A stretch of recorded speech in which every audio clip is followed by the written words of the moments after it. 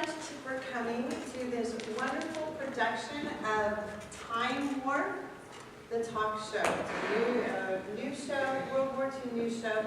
As you know, because you are the parents and family and friends, these kids have been working on this project for about a month. Lots of research has gone into it, lots of technical things, lots of time and energy.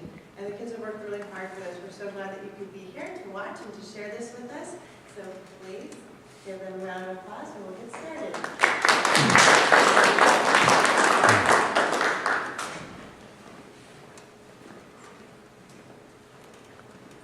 I am speaking to you from the cabinet room of 10 Downing Street. This morning, the British ambassador in Berlin handed the German government a final note, stating that unless we heard from them by 11 o'clock, that they were prepared at once to withdraw their troops from Poland, a state of war would exist between us. I have to tell you now that no such undertaking has been received, and that consequently this country is at war with Germany.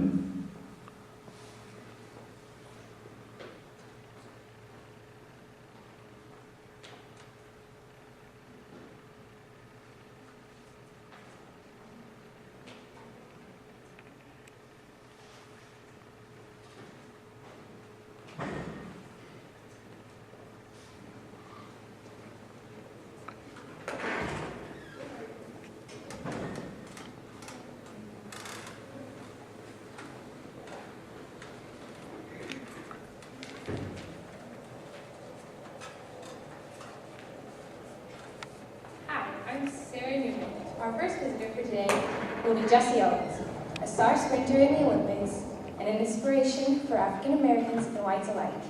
Here he is from 1978, Jesse Owens.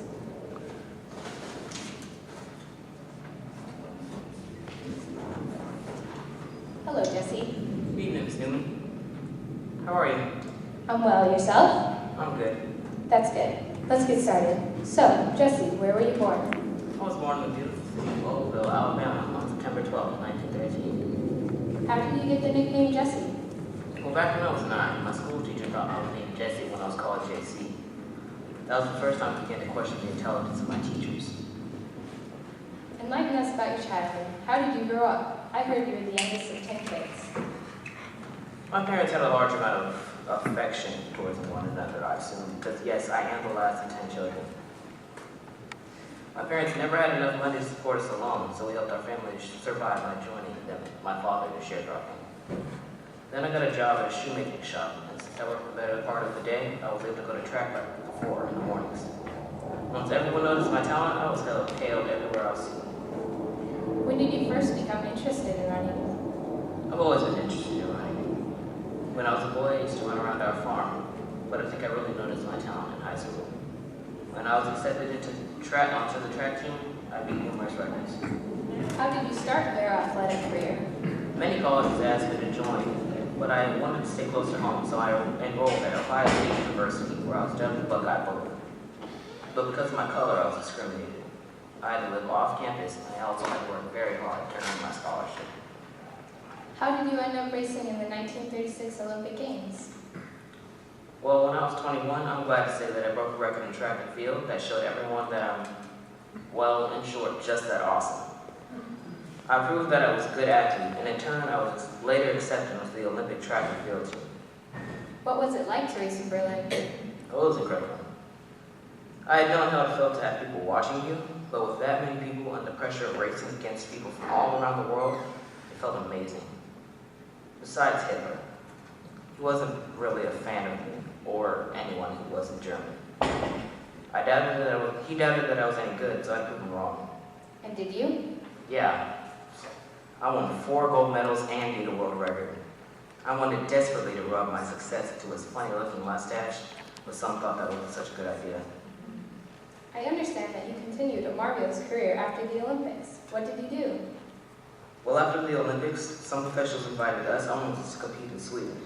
When I when I rejected the offer so I could appear in commercials in the U.S., they were very upset with me and immediately ended my amateur status. I became a bit upset in turn because I believed that I should be able to athlete of my own. But soon the offers for the commercials faded away.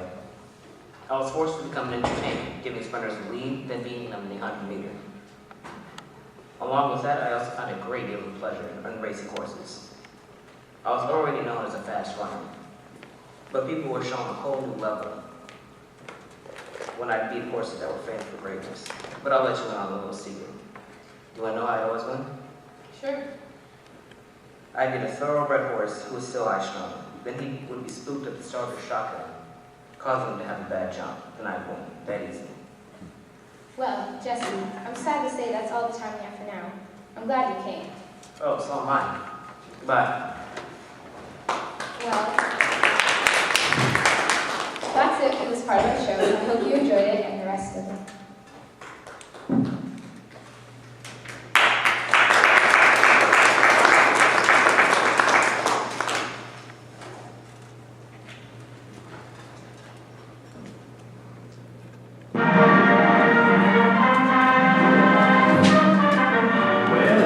Everybody's ready.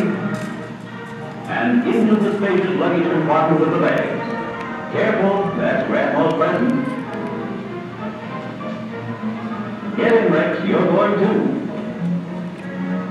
And their 1940 Chevrolet will get them to their destination easily, safely, and with the utmost economy. Solid comfort. And that also describes Chevrolet for 1940. With its bigger and roomier body by figure and perfected knee-action riding system, the Ride Royal, one of Chevrolet's 175 important modern features, reasons why Chevrolet's first again. The summer was coming to an end. The Jewish year was almost over. On the eve of Rosh Hashanah, the last day of that cursed year, the entire camp was agitated, and every one of us felt the tension. After all, this was a day unlike all others. The last day of the year. The word last had an odd ring to it. What if it really were the last day? An evening meal was distributed, especially thick soup, but nobody touched it. We wanted to wait until after prayer. At roll call, surrounded by electrified barbed wire, thousands of Jews, anguish on their faces, gathered in silence. Night was falling rapidly, and more prisoners kept coming from every block, suddenly able to overcome time and space and will both in submission.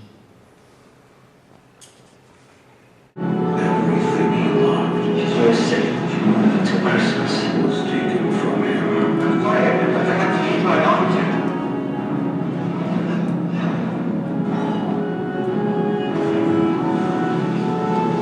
One day, he would fulfill his destiny.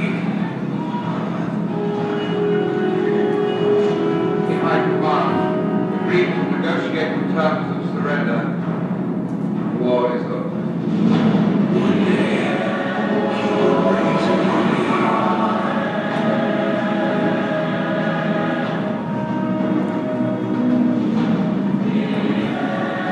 One day, he would rule the largest empire. His life was to become a legend. An army with revolutionary tactics and ingenious weapons that ultimately stood poised to conquer Europe.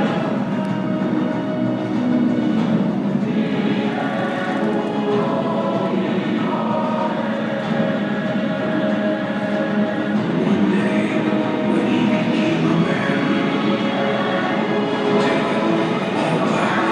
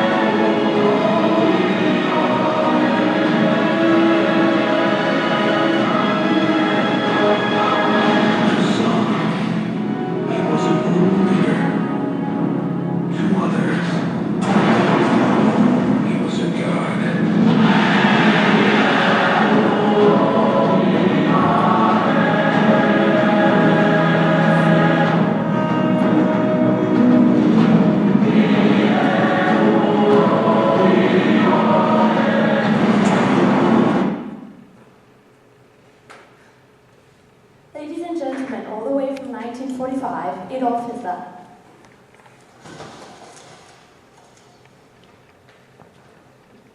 Hello, Mr. Hitler. Hello. My name is Bradley Brace, and I'll be interviewing you today. Before we begin, is there anything you would like to say? I'd like to give a piece of advice to my subjects. If you tell a big enough lie and tell it frequently enough, it will be believed. Another piece of advice is, it is not the truth that matters, but victory. How did you come across this knowledge? Upon years of practice. Okay. If you're comfortable, I'd like to ask you a few questions about your childhood. So first off, when and where were you born? I was born April 20th, 1889, in Austria, Brno am Inn. What are some things you remember about your childhood? I did not do well in school and ended up failing high school because I wanted to become a painter. Did your parents like how you did in high school? My father was very angry with me, but my mother was sympathetic. Was your father angry just because you wanted to become a painter? He didn't really like me from the start. He was an alcoholic, so he was a very abusive father, and once I failed high school, he refused to make me part of his life. But you applied for an art school anyway, right? Correct. What was the name of the art school you applied for? Academy of Fine Arts. Did you get in? The first time I did not. So you applied again? Yes, I applied twice. Did they accept you the second time? They failed to look thoroughly through my work and let others, less talented, through, but not me. So after that defeat, what happened? It wasn't a defeat. It was an unfortunate event that never should have happened. Alright, so after that unfortunate event, what did you do? I applied for the German army, and I was accepted. What did you do in the army? I served in the German unit from 1914 to 1918. How did you feel when the Germans surrendered? I was utterly shocked. Why were you on Germany's side if you're an Austrian? I liked the nationalism of Germany and tend to reject the authority of Austria. Alright, so what happened after Germany surrendered? I joined the NSDAP, which later became the Nazis. The speeches I gave against anything anti-German I remember to this day. So what did you become? I became the chairman of the Nazis. And then what happened? I was arrested. What were you in prison for? Upon other things, for trying to overthrow the government. What did you do in jail? I compiled my life stories and wrote a book, What is that book called? My Struggle. Alright, so what did you do after you got out of jail? I joined the Nazis back together and made them stronger than ever. And then what was the next office you ran for? Chancellor of Germany. Did you get that title? I came close to second, but then I threatened I'd leave the country if I wasn't made chancellor, and promptly after that I was given the title I deserved. Why would people cry if you left? Because my people loved me, and I was a man who showed assertion. So you were chancellor. What power did that give you? Power to do everything and anything I wanted. I built up our government and made our military stronger and forced people to serve me. Okay, so now I'm going to show a short clip of the Holocaust. This video has some disturbing images of the events that happened during this time period.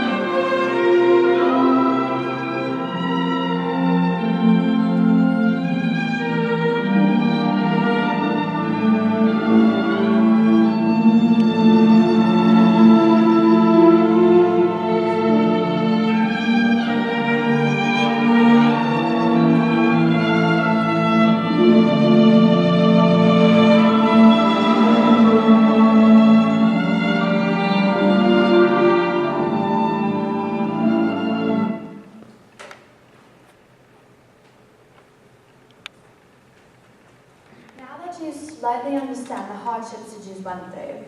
Do you know how you affected all those families by putting them into concentration camps?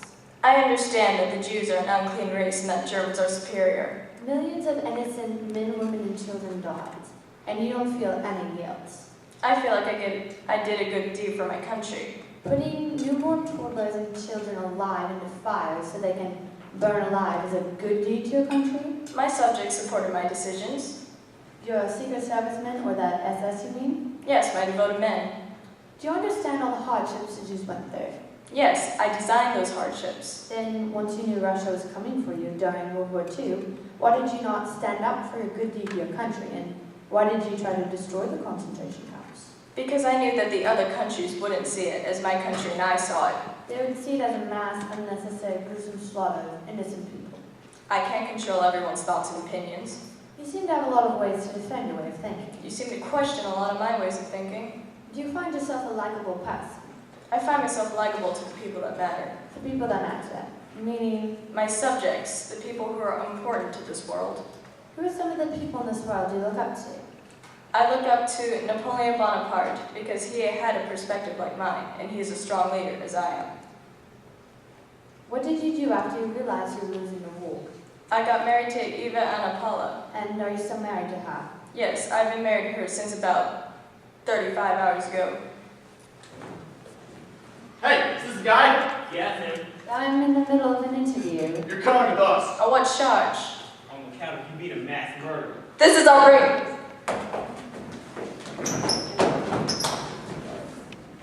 Well, I guess that concludes our portion of the show. Thank you everyone for watching. If there was anything you'd like to ask questions about, I'm sure Hitler and I will be able to answer them after the rest of the interviews are over. Thank you everyone.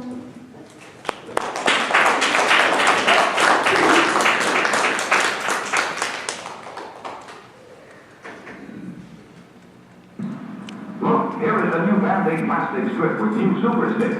It sticks better than any other bandage. The proof? Take a dry egg at room temperature. Touch the egg with any other bandage. Brand X, brand Y, brand Z.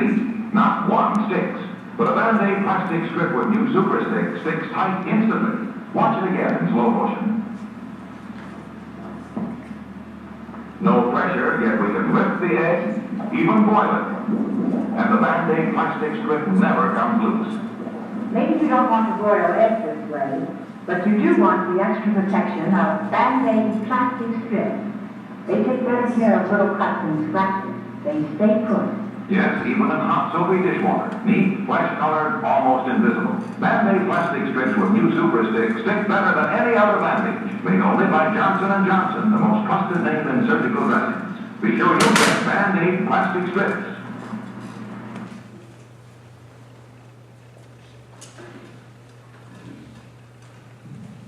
Never shall I forget that moment, the first night at camp, that turned my life into one long 7-night time stilled. Never shall I forget the smoke. Never shall I forget the small faces of children whose bodies I saw transforming into smoke under the silent sky. Never shall I forget those flames that consumed my faith forever. Never shall I forget that nocturnal silence that drove me from all internal of despair into life. Never shall I forget those moments that murdered my God, my soul, and turned my dreams into ashes. Never shall I forget those things, even if I was condemned to live as long God himself. Never.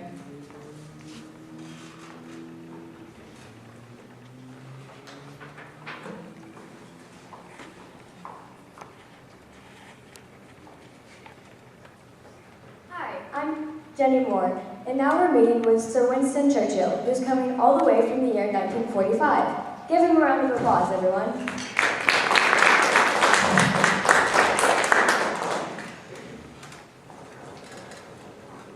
Hello. Hi, how are you this evening? Good.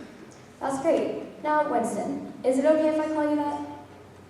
All right. Well, as I was beginning to say, Winston, we have a limited time this evening to learn about your fascinating life. So let's begin.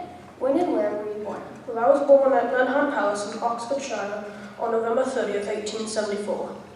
So I take it your family was pretty well off then. considering you were born in a palace and all. Yes, my family was privileged and I grew up in the world of British aristocracy. My father was Lord Randolph Churchill, who was the son of the 7th Duke of Marlborough and an important politician. And my mother was an American whose father was a business industrialist. That must have been nice, growing up in a beautiful, fancy home. Actually, it was not easy living as a prosperous family. My mother and father were very distant, and actually my nanny, Mrs. Evans, became a surrogate mother to me. But I still love my parents dearly. My mother was like a fairy princess, a radiant being possessed of limitless riches and power. But were you a good student when you were born? When I was 8 years old, I attended St. John's School. I was constantly getting punished and was a very naughty boy. In fact, I was the only boy to get birchings. And just what exactly are birchings? It is a type of punishment that uses a birch rod to strike the naughty person, which in that case was me. Ooh, ouch. Well, anyway, what schools did you go to when you were older? I attended Hall School in 1888, and although I found school difficult and was still considered as not a good student, I had empirical memorization. After graduating, I attempted the entrance exam 3 times until I finally passed and was entered into the Royal Military Academy of Sandhurst. And in December 1894, I graduated with honors and joined the British Cavalry. That's great. So, on a different note, I heard that you're a war correspondent? Yes. In 1895, I covered the Cuban revolt against Spain, then in India, the British campaigns in 1897, then Sudan in 1898, and then the Boer War in 1899. But wait, didn't you get captured during your coverage of the Boer War? Yes, there was an ambush by Boer soldiers on an armored train and I helped defend it. But I was captured as a prisoner of war, along with others. Nearly a month after being at the prison, I decided to escape. At night, as soon as the soldiers turned their backs, I climbed over the prison wall with 4 slabs of chocolate and $375 in my pocket. I hopped on a train and then found a British man, Mr. John Howard, who was in charge of coal mines in South Africa and helped me escape. So did that make you famous in Britain? I mean, with your amazing escape and everything. For a little while, yes. I guess you could say so. So, were you a war correspondent your whole life? No. In fact, in 1900, I was elected into Parliament in the House of Commons. I served for the next 30 years in various high offices, including a position in the cabinet in 1908. Immediately after the outbreak of World War II, I was appointed First Lord of Admiralty, which I had previously in 1911 to 1915. And what does the First Lord of Admiralty do? I was in charge of the Royal Navy. Oh, all right. So was that your job for the rest of the war? No, I was also Prime Minister. Oh, really? How did you get that position?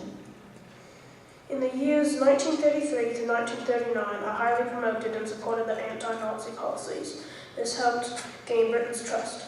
So at the same time of the outbreak of the war, the Prime Minister, Neville Chamberlain, wished to conciliate Hitler and Germany. I knew that this was a foolish move, though. We needed to fight and defeat Hitler before he took over all of Europe.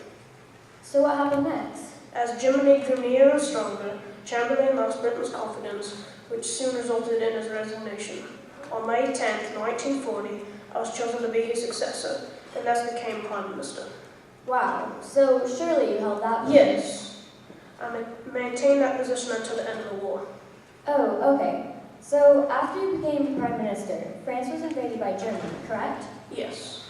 So Britain was pretty much left alone to fight against the Nazis? Yes, but regardless of the grave circumstances, I encouraged my country to keep fighting.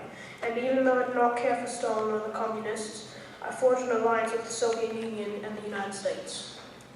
Oh yes, we actually have a picture here of Stalin, President Roosevelt, and you. Yes, Britain was able to hold off Hitler because of their help. And your strong leadership.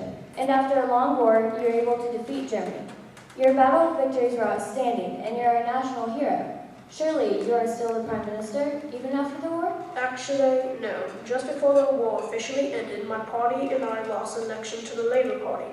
Their propaganda, media, and social order, which ensured employment for everyone, better housing, and free medical services, rang out above my party.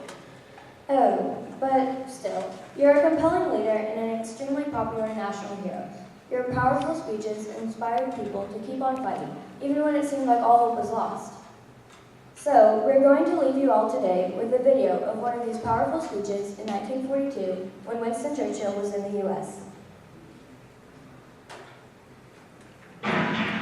Wounds have been inflicted upon the Nazi tyranny and system which have bitten deep and will fester and inflame not only in the Nazi body but in the Nazi mind.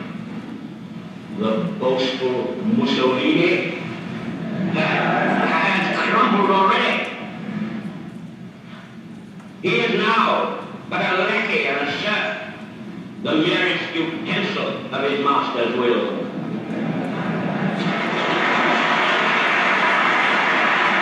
Many people have been astonished that Japan should in a single day have plunged into war against the United States and the British Empire. What kind of a people do they think we are? Is it possible they do not realize that we shall never cease to persevere against them until they have been taught a lesson which they and the world will never forget?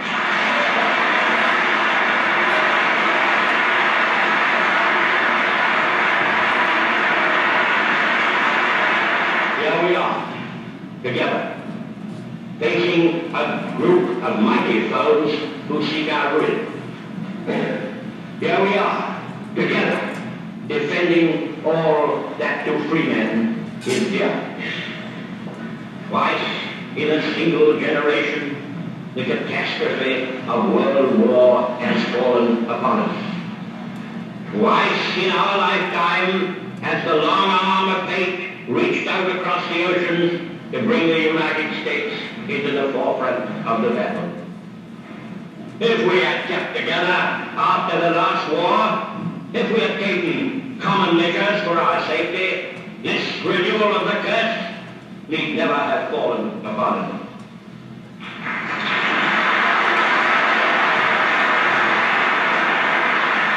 Do we not owe it to ourselves, to our children, to tormented mankind, to make sure that these catastrophes do not engulf us for the third time? It is not given to us to peer into the mysteries of the future. Still I avow my hope and faith, sure and inviolate, that in the days to come, the British and American people will, for their own safety and for the good of all, walk together in majesty, in justice, and in peace.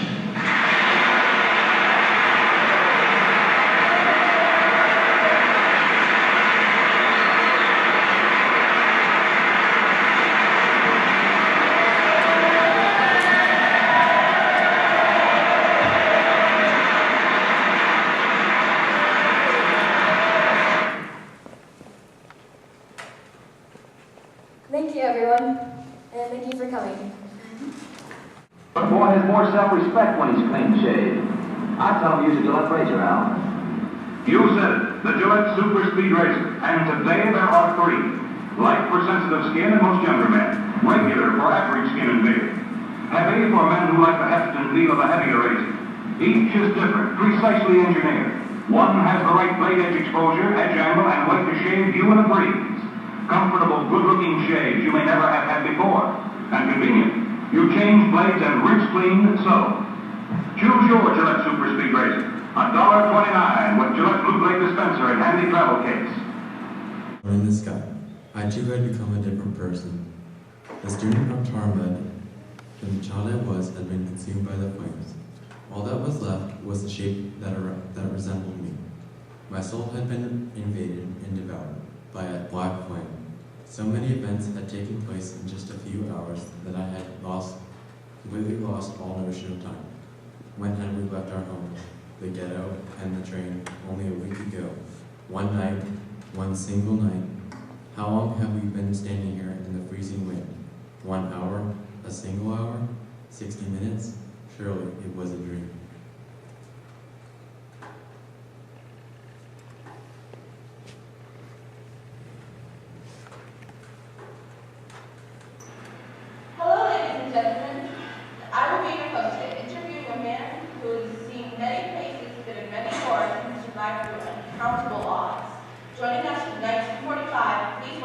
General MacArthur.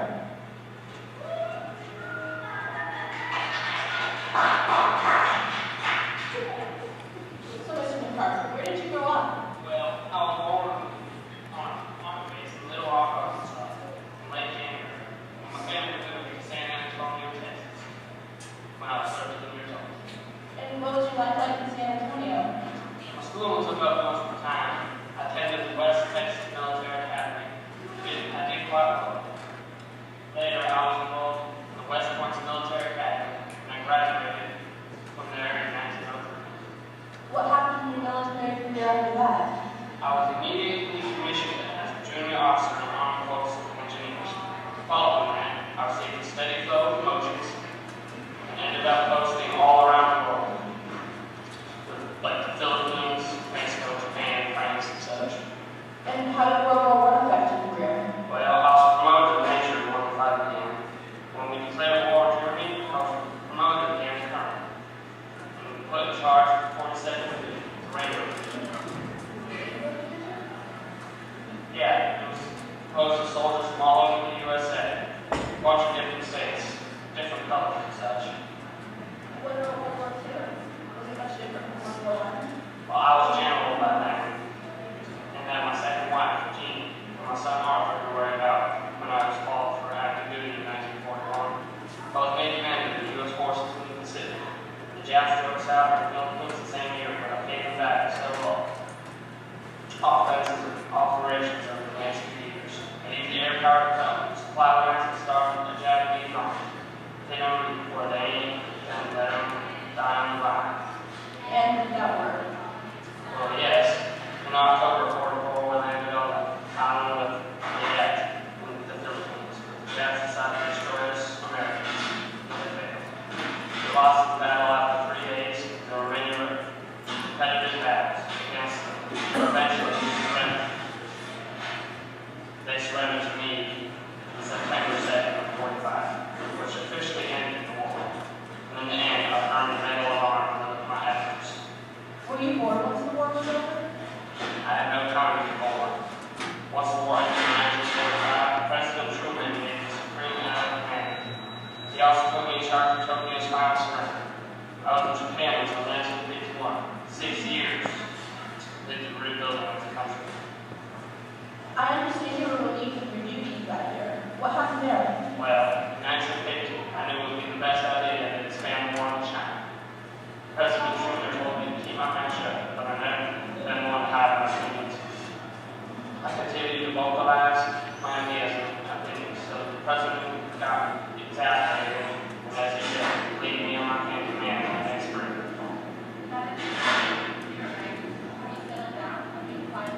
Not by any means. My family and I moved to Washington, D.C. when I came home, where I received a here as well. I spent a lot of time criticizing President Truman. I think he allowed communism to run rampant in the region. When Eisenhower was elected president, I met with him and offered a very good grant ending the Green Wall with atomic weapons, but my plan was rejected. So now my family and I are settled in New York City. My chairman of the board, the Remington Rand, typewriter company. I'm also working on getting my memoir, Reminiscence, published.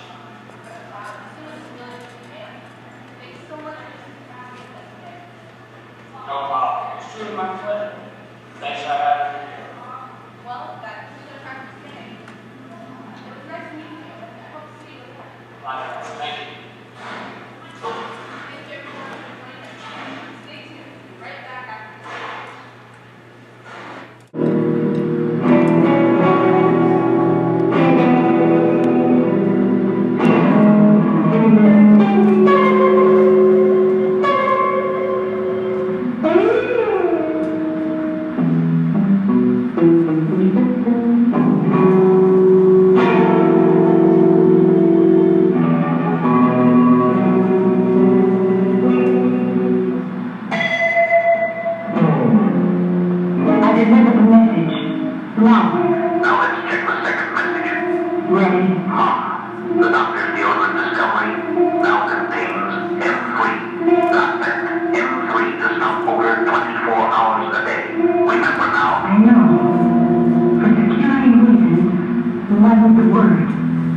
You feels like now with M3. Got a message?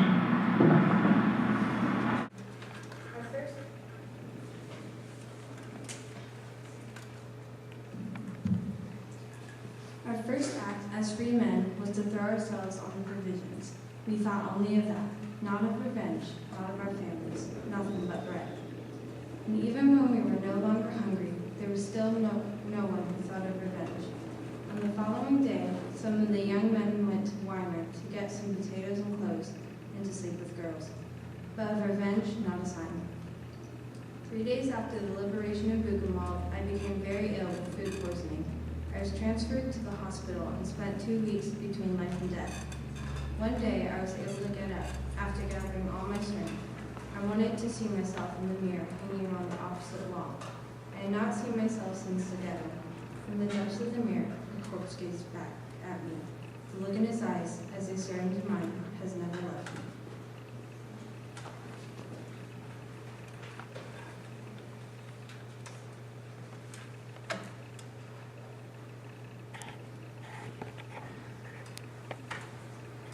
Hello everyone and welcome. I'm your host Isaiah Sidner, and I'm here with the man who was the Emperor of Japan during World War II and has been ruling his country since 1926. All the way from 1945, please help me welcome Emperor Hirohito.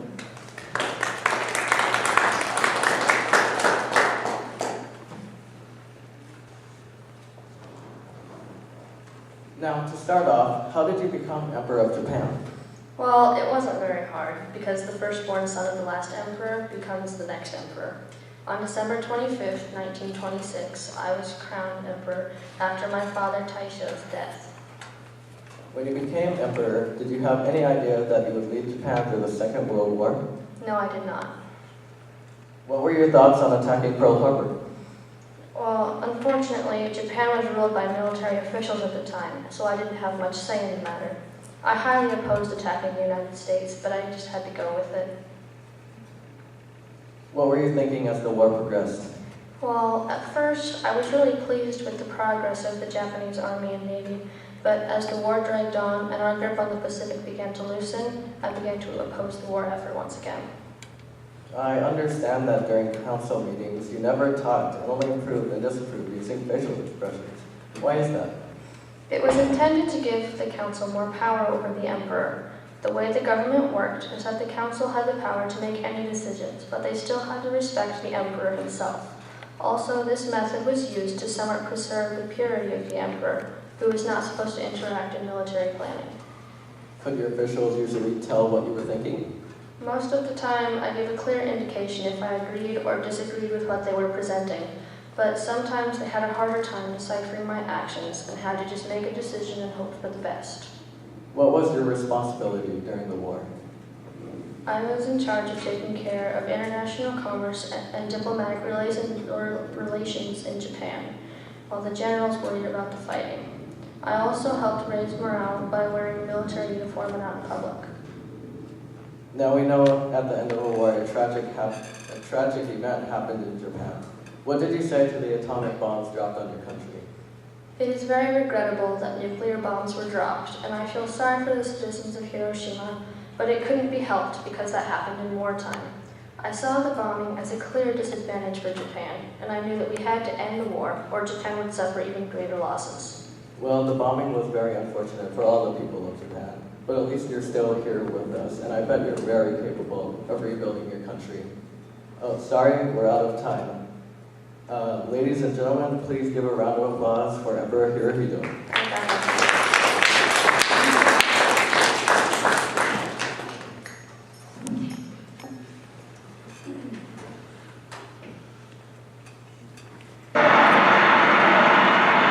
All right, and now, friends, I think that perhaps, what should we do about now, Doc? Well, Don, I think you ought to make a political speech right now to ensure your presidential nomination, but it's also time for the Swift commercial.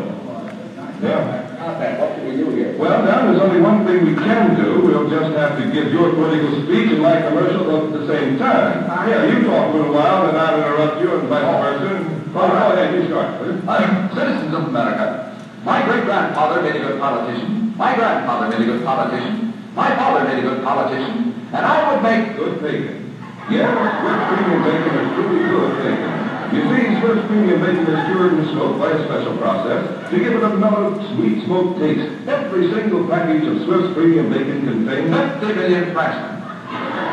Now, as to this question of foreign relations, I have this to say. If I'm elected, I promise you that by next year, every patriotic American will be... sizzling in the skillet. That easy, tantalizing aroma of Swiss premium bacon sizzling in the skillet is an appetizing invitation to enjoy a brighter breakfast. In fact, a lady who lives in Peoria recently said that she has 75,000 children under 6 years of age. And it is my belief that these children are old enough to be kissing their wives at breakfast. Yes, husbands who eat a good hearty breakfast that kind nutritionists recommend. Start the day right, start the day bright. So for a brighter breakfast, begin with Swift's premium bacon. Remember, you'll start the day off with a bang if you eat several atomic bombs. And in closing, let me remind you that the last time I ran for public office, Swift's premium bacon won. Yes, when homemakers from coast to coast were asked to vote for their favorite bacon, they said that they won't shave their long gray beards until I'm in office. Don't forget McNeil's familiar slogan. For all the votes across the nation, vote for McNeil and Swift's premium bacon.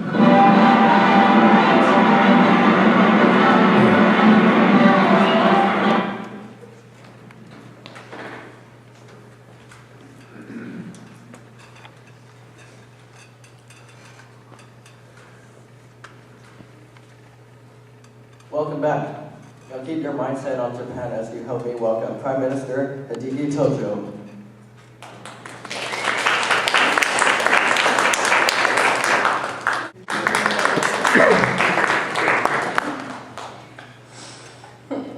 So obviously you became one of the most powerful military leaders in Japan by World War II. How did you get to that position? Well, in 1899, I followed my father's footsteps and attended a military school in Japan. After I fought in the Sino-Japanese War in 1915, I graduated with honors. From there, I moved to Prime Minister. Now, it says here that you moved to the position of Prime Minister fairly quickly. Do you have any idea how you were able to achieve that? Well, my personality was the main reason for this. I was dedicated to hard work and had a very sharp mind. My friends nicknamed me the Razor. What was your opinion on attacking the United States? Well, before the attack on Pearl Harbor, we had invaded Manchuria and began expanding deeper into China. We wanted and needed the natural resources in Malaya and Britain's Southeast Asian colonies. We were certain that if we attacked Britain's colonies, the United States would declare war on us.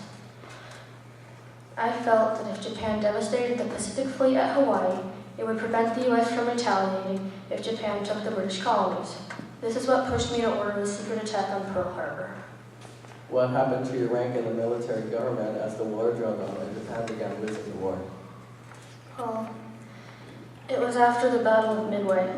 When the government realized the war was not in Japan's favor any longer, my popularity decreased, and I resigned from office July 18, 1944. So now that the war's over, what do you think you'll end up doing? Tojo, you are charged as a war criminal against the United States of America. You're coming with me. Hideki Tojo, everyone.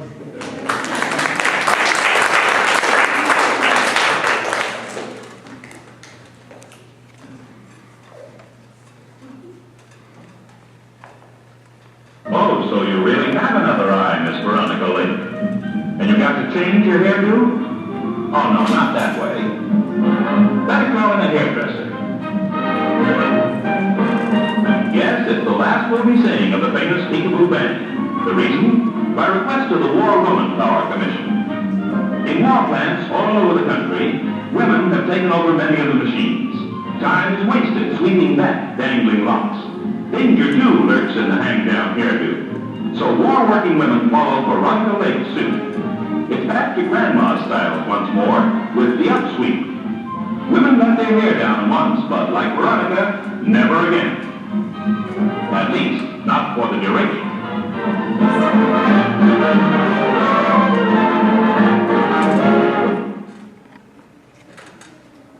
He looked at me straight in the eye. The doctor cannot do anything more for him, and neither can you. He placed his big hairy hand on my shoulder and added, "Listen to me, kid. Don't forget that you are in a concentration camp.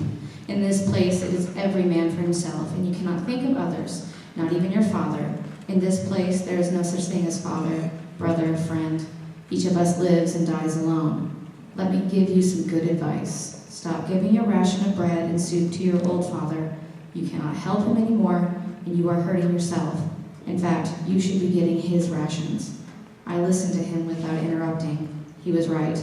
I thought deep down, not daring to admit it to myself, too late to save your old father. You could have 2 rations of bread, 2 rations of soup.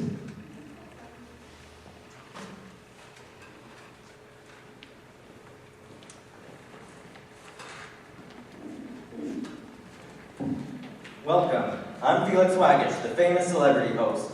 We have a very special segment for you tonight. We are interviewing a very important guest. All the way from 1945, here he is.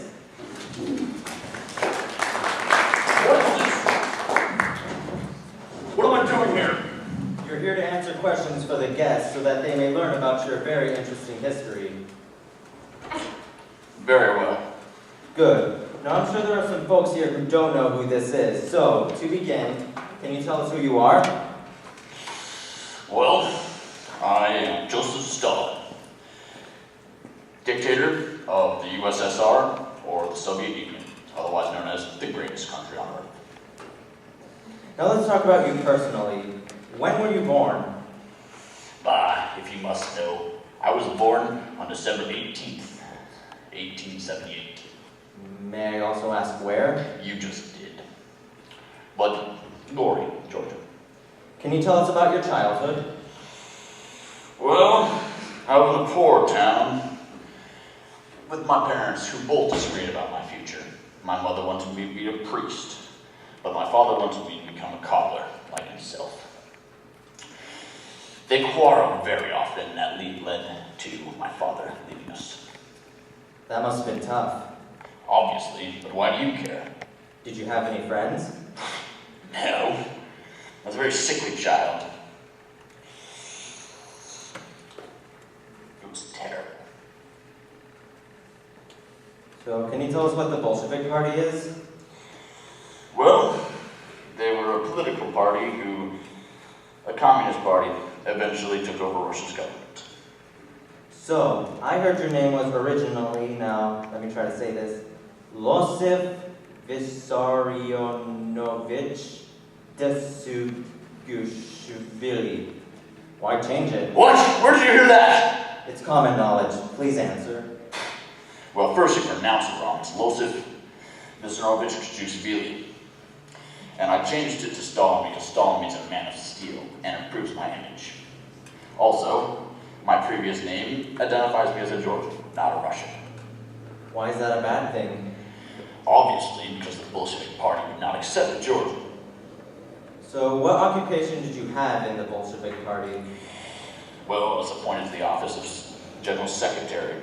I had command over all the appointments of the important people. But eventually, after Lenin's death, I took over control of everyone. So what did you do with this power? Well, isn't that common knowledge? Just answer, please. Well, I turned the Soviet Union into a totalitarian state. What is totalitarianism? What kind of question is that? A good one. Totalitarianism is the government control of every aspect of public and private life. One example is collective agriculture. This killed millions of people. How?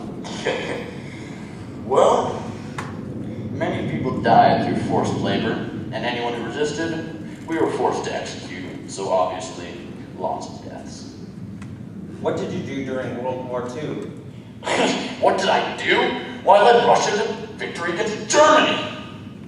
I also heard you made a deal with Adolf Hitler himself. How did that work out? Traitors to him down.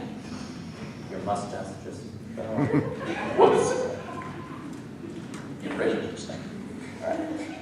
I signed a Nazi-Soviet non-aggression pact with him so that we wouldn't fight.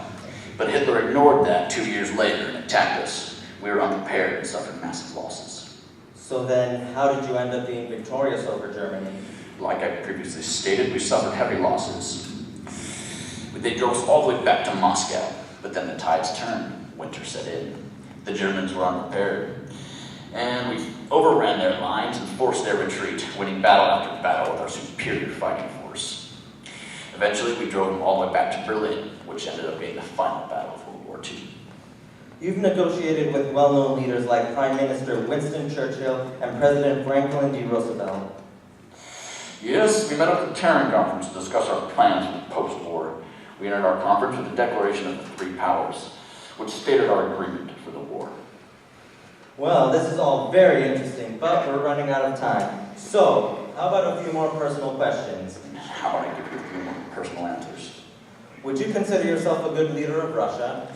Like Hitler, as much as I despise him, I'm good at persuading people on my side and gain lots of power. And although many useless, rebellious, insignificant peasants were compromised, it was for the good of Russia. In fact, I killed more people than Hitler, although not as inhumanely as him, and it actually benefited the Russian economy. Now, I personally believe that Hitler was a better leader. How would you say it was that a guy? That's too many questions.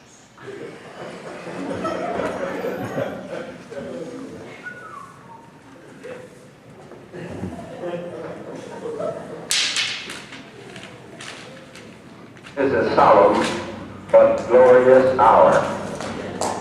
I wish that Franklin D. Roosevelt had lived to see this day. General Eisenhower informs me that the forces of Germany have surrendered to the United Nations. The flags of freedom fly all over Europe. For this victory, we join in offering our thanks to the providence which has guided and sustained us through the dark days of adversity and into life. Much remains to be done. The victory won in the West must now be won in the East. The whole world must be cleansed of the evil from which half the world has been free. United, the peace-loving nations have demonstrated in the West that their arms are stronger by far than the might of dictators or the tyranny of military cliques that once called us soft and weak. The power of our people to defend themselves against all enemies will be proved in the Pacific War as it was proved in Europe.